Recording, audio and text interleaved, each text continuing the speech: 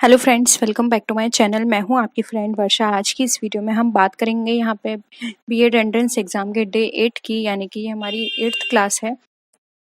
इसमें हम 1000 क्वेश्चंस को डिस्कस करते हैं जो कि हमारे कॉमर्स से रिलेटेड हैं, और डेली हम इसमें 25 क्वेश्चंस लेते हैं। यानी कि हम डेली 25 क्वेश्चन डिस्कस करेंगे जब तक हमारे 1000 क्वेश्चंस नहीं हो जाते, तब तक ये सीरीज़ हमारी चलेगी। आपको ये सीरीज़ पसंद आ रही है, क्वेश्चंस पसंद आ रहे हैं, आपको समझ में आ रहा है, तो इस वीडियो को लाइक कीजिए और अपने फ्रेंड्स के साथ भी शेयर कीजिए, जिससे कि उनको भी इसका बेनिफिट मिल पाए। और कोई भी क्वेरी हो तो आप कमेंट सेक्शन में लिख सकते हैं, या फिर टेलीग्राम ग्रुप ज्वाइन कर सकते हैं और अपनी क्वेरी को वहाँ पे पूछ सकते हैं। आपको टेलीग्राम ग्रुप इसी चैनल के नाम से मिलेगा। माय कॉमर्स इन्फो से आपको 2 टेलीग्राम मिलेंगे, आप दोनों को ज्वाइन कीजिए, ठीक है। तो स्टार्ट करते हैं। वीडियो आपको पसंद आती है तो लाइक कीजिएगा। देखिए यहाँ पर क्वेश्चन, जल्दी से आप लोग आ जाइए, फिर स्टार्ट करते हैं। देखिए आप लोग टाइम से आ जाया करिए, अब तो आप सबको टाइम पता चल गया है, 12 बजे क्लास होती है ये, तो जल्दी से आ जाइए। ओके, करते हैं start. In accounting, profit prior to incorporation is treated as, बहुत ही इंपॉर्टेंट और उनका फेवरेट क्वेश्चन है, बहुत पूछा जाता है एग्जाम में, तो ये याद रखिए। कुछ क्वेश्चंस ऐसे हैं कि मैं आपको डायरेक्ट बता रही हूँ कि ये आएंगे, ठीक है। तो वो क्वेश्चंस आप अपने दिमाग में रखिए, उसका कॉन्सेप्ट, ठीक है। तो क्या होगा? Revenue reserve, secret reserve, capital reserve या फिर जनरल रिजर्व। और किसी भी क्वेश्चन को ना लर्न मत करिए, समझिए, क्योंकि अगर वो घुमा फिरा के भी अगर आपसे पूछा जाए तो आप आंसर कर पाए। देखिए यहाँ पर इसका आंसर हो जाएगा सी, कैपिटल रिजर्व। अब ये कैपिटल रिजर्व क्यों है, तो इसका कॉन्सेप्ट समझिए। प्रॉफिट प्रायर टू इनकॉर्पोरेशन का मतलब यहाँ होता है कि वो प्रॉफिट जो कि इनकॉर्पोरेशन से पहले रिसीव किया गया है, तो जब वो इनकॉर्पोरेशन से पहले रिसीव किया गया है तो हम उसको बोलते हैं प्रॉफिट प्रायर टू इनकॉर्पोरेशन, और ये कैपिटल प्रॉफिट की तरह ट्रीट किया जाता है, और इसको हम कैपिटल रिजर्व में ट्रांसफर करते हैं, तो कि कैपिटल रिजर्व की तरह ही हम इसको ट्रीट करेंगे, ठीक है। तो ऑप्शन सी यहाँ पे राइट है। और अगर बाई चांस पूछा जाए कि इस प्रॉफिट को किस प्रॉफिट की तरह ट्रीट करते हैं, तो याद रखिए कैपिटल प्रॉफिट की तरह, ठीक है। नेक्स्ट है receipts and payments account is prepared by manufacturing concern, non trading concern, trading concern and company registered under companies act 1956।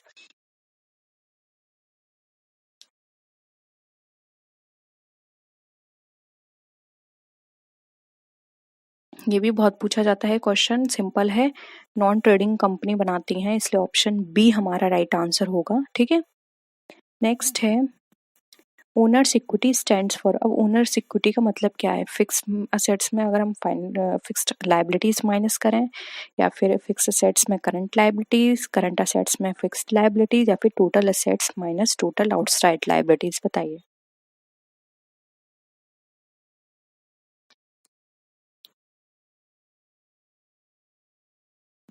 आप बैलेंस शीट बनाकर देख लीजिए। देखिए ये हमारी बैलेंस शीट है, ये हमारी क्या होती है? लाइबिलिटी साइड, ये होती है हमारी असेट साइड। यहाँ पर हम असेट्स लिखते हैं, ये हमारी लाइबिलिटी, ऊपर क्या लिखते हैं? इक्विटी। तो असेट्स में जब हम ये टोटल आउटसाइड लाइबिलिटी है, जब असेट्स में से हम इसको माइनस करेंगे तो ये हमारी इक्विटी निकल कर आ जाएगी। तो इक्विटी का मतलब क्या है? Total assets minus outside liabilities, ठीक है। सिंपल था। अब देखिए, when the debt turn ratio is 4, what is average collection period. ये इस तरह के प्रैक्टिकल क्वेश्चन मैं करा चुकी हूँ, तो किसी का गलत नहीं होना चाहिए। बताइए क्या होगा आपके अकॉर्डिंग आंसर? बहुत ही सिंपल है।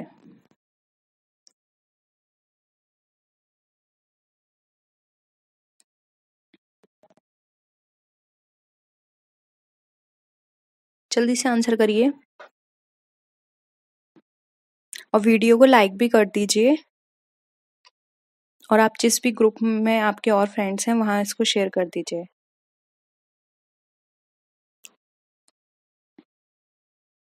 देखिए कॉमर्स को ना बहुत अच्छे से पढ़िए, कॉमर्स बहुत इजी है, हर चीज़ को कॉन्सेप्ट को क्लियर करिए, तो आपको कॉमर्स में कभी भी डर नहीं लगेगा, ठीक है।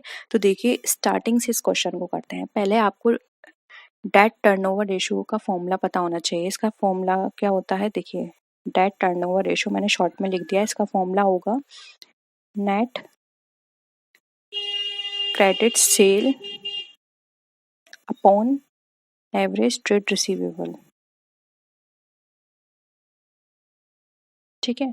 तो ये क्या है? Net credit sales upon average credit receivables. अब डीटीआर तो हमें ऑल ऑल पहले से गिवा दिया हुआ है 4, तो हमें क्या निकालना है? Average collection period. अब एवरेज कलेक्शन पीरियड का फॉर्मूला आपको क्या पता है, ऊपर आप लिखते हैं टोटल मंथ्स, तो टोटल मंथ्स हमारे यहाँ पर कितने दिन होते हैं, 12 मंथ्स, जो कि अंडरस्टूड है सबको। और नीचे क्या लिखते हैं, डेटर या फिर हम डेटर टर्नओवर रेशो, ठीक है, यानी कि DTR।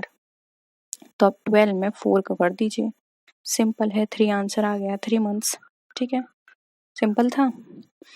नेक्स्ट है, in marginal costing contribution is equal to sales minus fixed cost, sales minus variable cost, sales minus profit, या फिर sales minus variable plus fixed cost.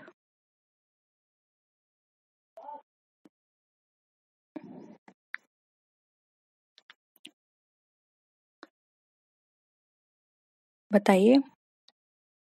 बहुत सिंपल तरीके से मैं आपको समझाने की कोशिश करती हूँ, नहीं आता है तो फिर भी आप कभी भी कोई भी क्वेश्चन बता सकते हैं, हम उनको दोबारा डिस्कस कर लेंगे, ठीक है।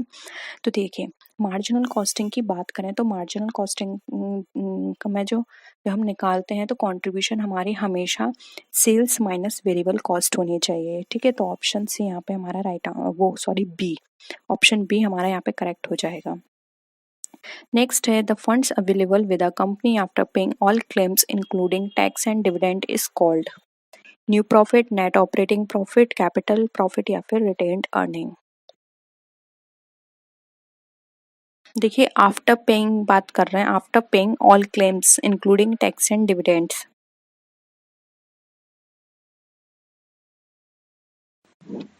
राइट आंसर क्या होगा,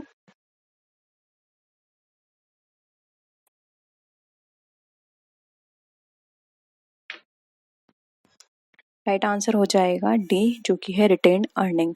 अब रिटेन अर्निंग समझ लीजिए, तो रिटेन अर्निंग एक ऐसा सोर्स होता है कंपनी के लिए फाइनेंस को कलेक्ट करने का, हाँ, इंटरनल सोर्स, ठीक है, इंटरनली वो फाइनेंस कलेक्ट कर सकती है।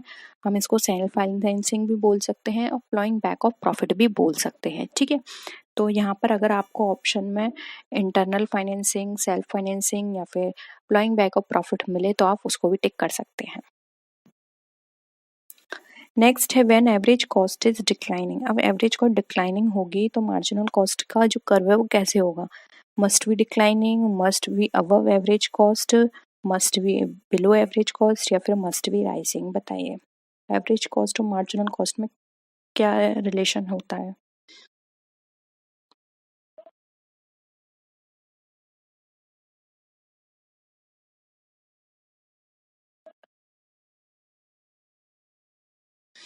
क्या हो जाएगा आंसर, देखिए सी यहाँ पे राइट आंसर होगा। जब भी हम एवरेज कॉस्ट डिक्लाइनिंग की बात करते हैं तो मार्जिनल कॉस्ट हमारा हमेशा एवरेज कॉस्ट के बिलो रहेगा, क्योंकि जो एवरेज टोटल कॉस्ट होती है उसका जो कर्व होता है मार्जिनल कर्व के ऊपर ही रहता है, इसलिए यहाँ पर ये हमेशा उसके बिलो रहेगी, ठीक है। तो ऑप्शन सी यहाँ पे करेक्ट है।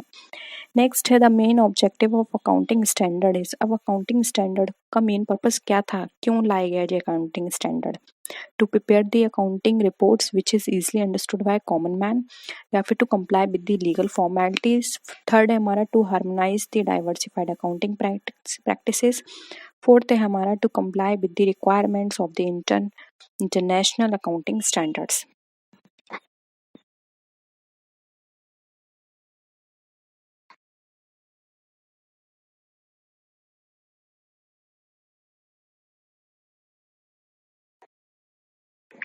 क्या होगा आंसर, देखिए आंसर हो जाएगा यहाँ पे C, to harmonise the diversified accounting practices.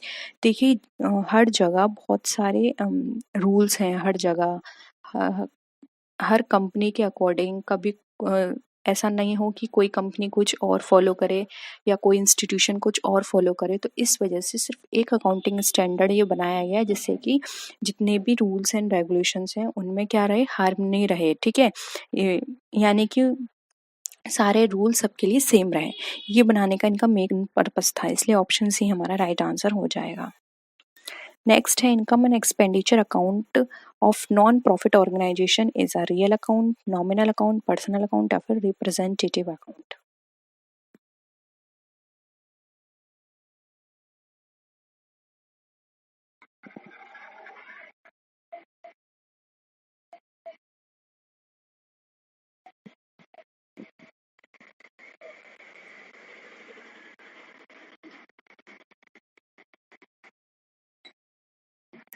क्या होगा आंसर?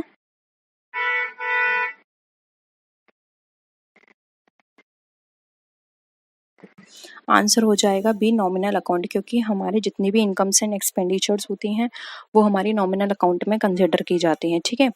नेक्स्ट है what a customer value. Customer value क्या होती है? Ratio between customer perceive benefits and the resources use to obtain these benefits, या फिर excess of satisfaction over expectation, post purchase या फिर dissonance, sorry post purchase dissonance, none of the above. बताइए।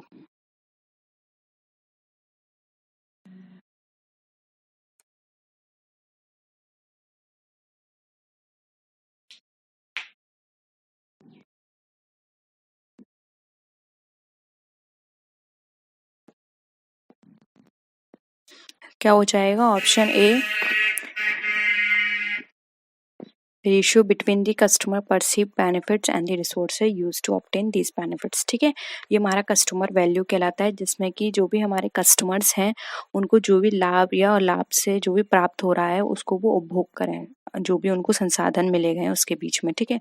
तो जो भी संसाधन मिले हैं उनका उपभोग और जो भी उन्हें अलग से लाभ मिले हैं उन दोनों के बीच का रेशियो हमारा कस्टमर वैल्यू कहलाता है, ठीक है। नेक्स्ट है which is used for short term sales achievement, यानी कि जो हमारा शॉर्ट टर्म सेल्स अचीवमेंट होता है, अल्पावधि बिक्री उपलब्धि, उसका उपयोग हम किस तरह करते हैं? पर्सनल सेलिंग के द्वारा, एडवर्टाइज करके, सेल्स प्रमोशन के द्वारा, या फिर पब्लिक रिलेशन से।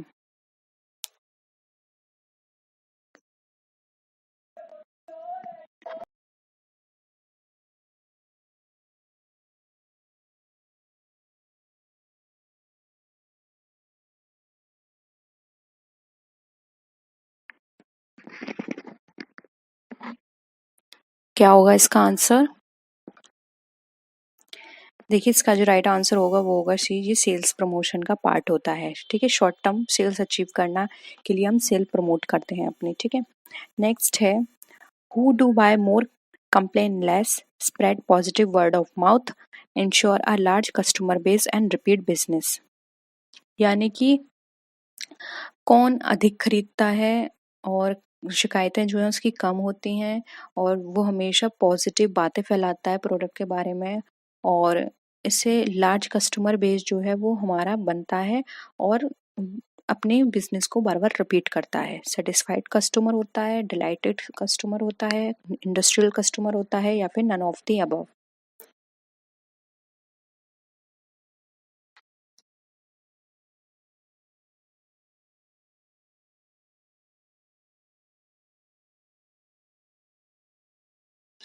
देखिए, यहाँ पर ऑप्शन बी हो जाएगा डिलाइटेड कस्टमर, क्योंकि सेटिस्फाइड इसलिए नहीं होगा क्योंकि कंप्लेन लेस थी है। तो सेटिस्फाई की तो कोई कंप्लेन होनी नहीं चाहिए, जब मैं किसी चीज़ से सेटिस्फाई हूँ तो कंप्लेन नहीं होगी, ठीक है। तो एक इस पॉइंट से हम बोल सकते हैं कि सेटिस्फाई कस्टमर नहीं होगा, डिलाइटेड कस्टमर यहाँ पे हमारा राइट आंसर हो जाएगा। और यहाँ पे लिखा है हु डू बाय मोर, और जो अधिक खरीदता है, लेकिन इंडस्ट्रियल कस्टमर तो ज़्यादा नहीं खरीदेगा, उसने एक बार खरीद लिया और उसकी सालों साल तक के लिए छुट्टी, यानी कि अब वो उस प्रोडक्ट को दोबारा परचेस नहीं करेगा, क्योंकि इंडस्ट्रियल मशीन कोई भी परचेस करते हैं तो एक बार परचेस करते हैं, फिर 10 साल 20 साल तक हम उसको परचेस नहीं करते हैं, ठीक है। तो इंडस्ट्रियल कस्टमर भी नहीं होगा, इसलिए ऑप्शन बी डिलाइटेड कस्टमर हो जाएगा। नेक्स्ट है there are impulses which persuade a customer to buy certain products without evaluating the positive and negative value of the same, यानी कि हमें ऐसा बताना है वह कौन सा आवेग है जिसमें ग्राहकों को पॉजिटिव के साथ साथ नेगेटिव मूल्य, वो कुछ भी नहीं करता, ना वो पॉजिटिव चीज़ देखता प्रोडक्ट की, ना वो नेगेटिव चीज़ देखता है, बस वो प्रोडक्ट को खरीदने के लिए तैयार हो जाता है। इमोशनल मोटिव्स कहते हैं, ब्लाइंड मोटिव कहते हैं, इगोइस्टिक कहते हैं, या फिर Lord of the above.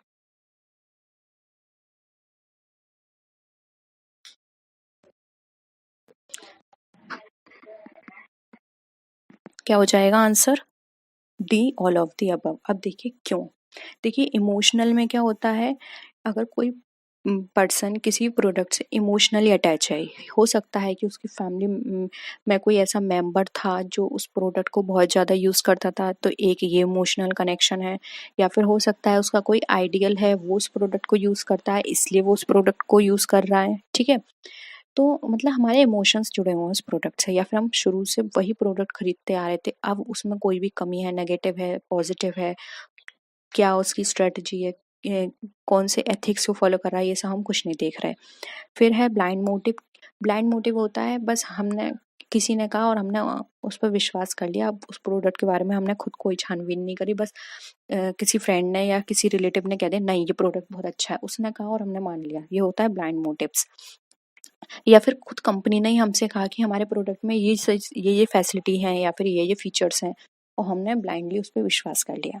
Egoistic होता है, हमारा ईगो है। फॉर एग्जांपल कोई बहुत बड़ी कंपनी है और उसका प्रोडक्ट जो है वो ब्रांड बेस्ड है, तो मैंने कुछ भी नहीं सोचा उसके बारे में, वो कंपनी क्या करती है, उसके कंपनी का मोटो क्या है, प्रोडक्ट क्या है, प्रोडक्ट में इंग्रेडिएंट क्या है, प्राइस कितना है, या फिर अदर जो राइवल कंपनी है वो उसके अकॉर्डिंग है, उसके कंपैरिजन में और भी अच्छा दे रही है। मैंने ये कुछ भी नहीं देखा, बस मैंने क्या किया अपने ईगो के अकॉर्डिंग कि हाँ वो यूएस की कंपनी है, मेरा ईगो है, मुझे अपने फ्रेंड्स को दिखाना है कि हाँ मैं यूएस कंपनी बेस्ड प्रोडक्ट को यूज करती हूँ, तो ईगो के कारण मैंने वो प्रोडक्ट खरीद लिया। ठीक है, तो इसलिए यहाँ पे तीनों ही ऑप्शंस करेक्ट हैं, इसलिए all of the right answer हो जाएगा। ठीक है, बहुत सिंपल था तरीके। आई होप यहाँ पर आपको ये समझ में आया होगा। नेक्स्ट है which subject is relevant to the study of consumer behaviour, economics, psychology, sociology, या फिर ऑल ऑफ द अबव।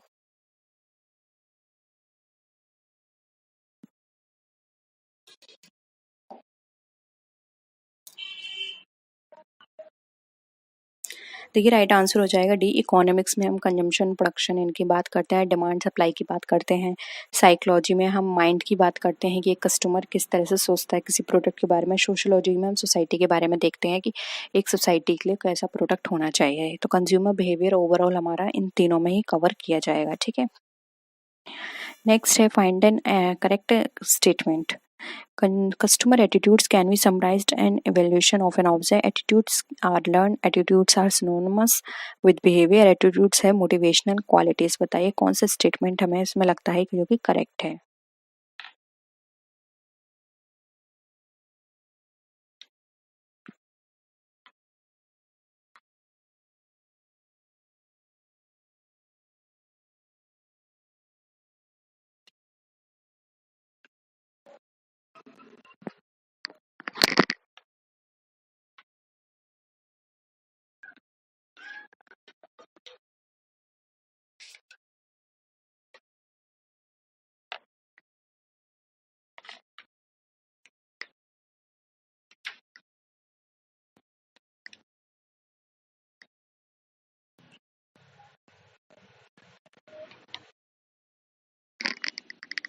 क्या हो जाएगा आंसर?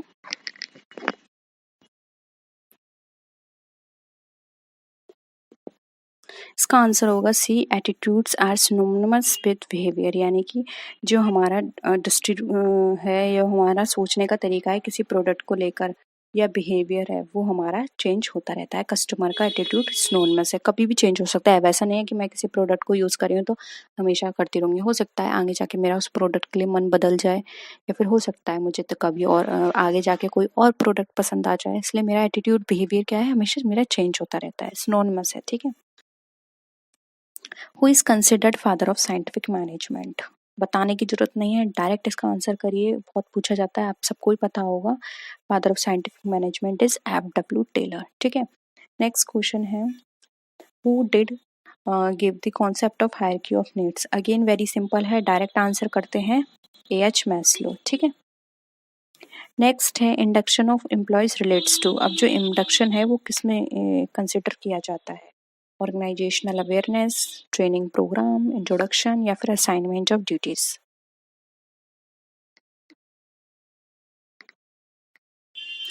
क्या हो जाएगा आंसर? Option C, introduction. देखिए इंडक्शन का मतलब होता है इंट्रोडक्शन ऑफ एम्प्लॉयज से। ठीक है, तो ऑप्शन सी यहाँ पे हमारा करेक्ट है।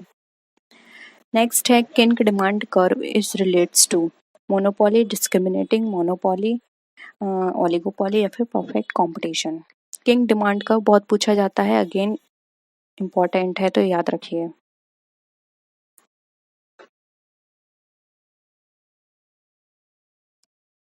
क्या हो जाएगा राइट आंसर? ऑप्शन सी।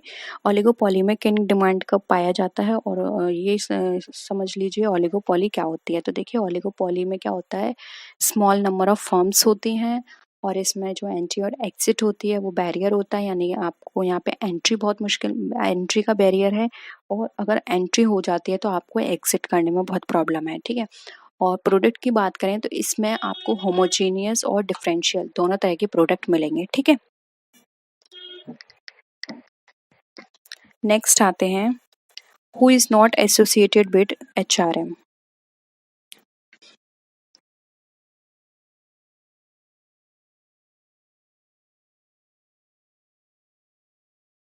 बताइए।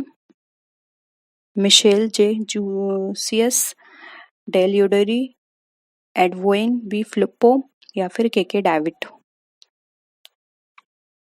देखिए इसमें से जो केके डेविड हैं वो हमारे HRM से रिलेटेड नहीं है, तो ऑप्शन क्या है? डी। नेक्स्ट है, merit rating is not known as efficiency rating, service rating, job rating, या फिर एक्सपीरियंस रेटिंग।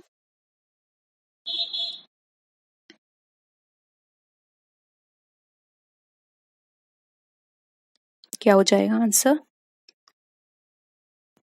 आंसर होगा हमारा यहाँ पे सी, जो कि है हमारा जॉब रेटिंग।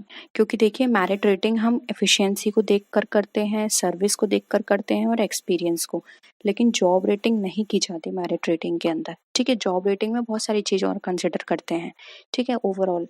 तो एफिशिएंसी हम देखते हैं, उसके बेसिस पे मेरिट होती है। सर्विस रेटिंग की, उसकी सर्विस कैसी चल रही है, वो किस तरह से सर्विस कर रहा है, एक्सपीरियंस उसका चेक किया जाता है, ठीक है। तो ऑप्शन सी यहाँ पे करेक्ट है। Next, in perfect competition, the demand curve of a firm is vertical, horizontal, positively sloped या फिर negatively sloped। बताइए। आपने कॉम्पिटिशन्स पढ़े होंगे, मार्केट के टाइप्स हैं ये, perfect competition, monopoly competition and monopolistic competition, oligopoly, monopsony, पढ़े होंगे ये सब, इकोनॉमिक्स का पार्ट है ये।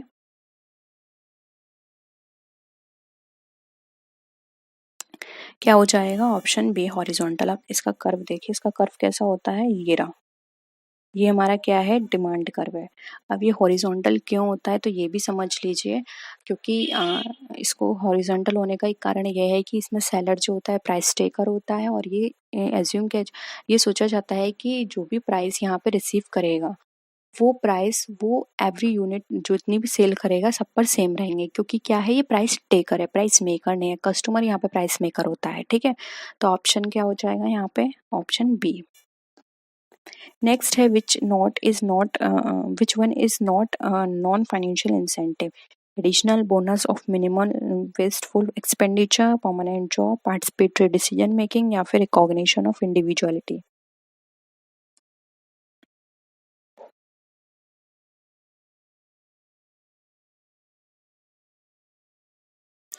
देखिए यहाँ पे नॉन फाइनेंशियल इंसेंटिव की बात की जा रही है, तो ऑप्शन ए हो जाए, क्योंकि यहाँ पे तो फाइनेंस की बात की जा रही है, और जबकि हम बात करें नॉन की, नॉन तो हमें परमानेंट जॉब, पार्टिसिपेटरी और इसमें बात करें, क्योंकि यहाँ पे किसी भी मनी की, फाइनेंस की बात नहीं की जा रही है, इसलिए नॉट नॉन फाइनेंशियल कौन सा है? Option A. नेक्स्ट है, HRM does not include job evaluation, job performance appraisal, और सेल्स प्रमोशन, या फिर जॉब एनरिचमेंट।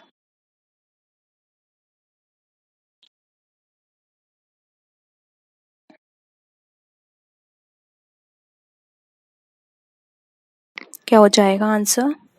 आंसर देखिए सी होगा, सेल्स प्रमोशन, क्योंकि ये मार्केटिंग का पार्ट है, HRM का पार्ट नहीं है, ठीक है।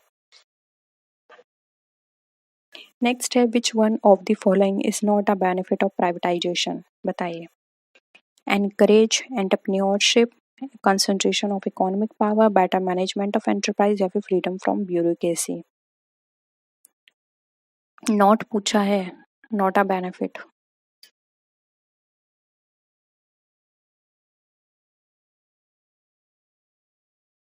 क्या होगा? ऑप्शन देखिए, बी हो जाएगा, कंसंट्रेशन ऑफ इकोनॉमिक पावर, क्योंकि देखिए यहाँ पर बेनिफिट पूछा है जो नहीं है। एनकरेज एंटरप्रेन्योरशिप होती है हमारी, बेटर मैनेजमेंट सरप्राइज भी होता है और फ्रीडम ऑफ प्योरकेसी भी है। लेकिन कंसंट्रेशन इकोनॉमिक पावर पे ये लोग नहीं करते, क्योंकि प्राइवेटाइजेशन में ये सिर्फ अपने प्रॉफिट पर फोकस करते हैं, उस पर कॉन्सेंट्रेट करते हैं। इन्हें इकोनॉमिक पावर से कोई लेना देना नहीं है, ये बस अपना प्रॉफिट कमाते हैं और जिस भी कंट्री से आते हैं वहाँ चले जाते हैं। ठीक है, बस अपना प्रॉफिट से मतलब रखते हैं ये लोग, इसलिए यहाँ पे बी राइट आंसर हो जाएगा। तो ये थे क्वेश्चंस। होप यहाँ पे सारे क्वेश्चंस क्लियर हैं। कोई भी क्वेश्चन में डाउट है प्लीज़ बता दीजिए, हम इवनिंग क्लास में उसको डिस्कस कर लेंगे। स्क्रीनशॉट नहीं तो टेलीग्राम पर आप भेज दीजिएगा, ठीक है। और जो आपकी इंग्लिश की क्लास है वो 1 बजे होगी, वो सेकंड चैनल पे, तो अगर आपने ज्वाइन नहीं किया तो ज्वाइन कर लीजिएगा। मैंने टेलीग्राम पर उसका लिंक दे दिया है। तो वहाँ पर हम 1 बजे अपने इंग्लिश की क्लास करेंगे और 2 बजे इसी चैनल पे हमारी क्लास होगी जीके की, ठीक है। और 6 बजे होगी इवनिंग की यहीं पर। तो आप सारा शेड्यूल देख लीजिए और उसके अकॉर्डिंग मैनेज कर लीजिएगा अपनी सारी स्टडी को, जैसे भी आप जहाँ से भी स्टडी करते हैं, ठीक है। तो होप यहाँ पर आपको सारी चीज़ें क्लियर हैं। कोई भी डाउट हो तो बताइएगा। नेक्स्ट वीडियो में मिलते हैं और भी अच्छे वीडियोज़ के साथ। तब तक के लिए टेक केयर, बाय बाय।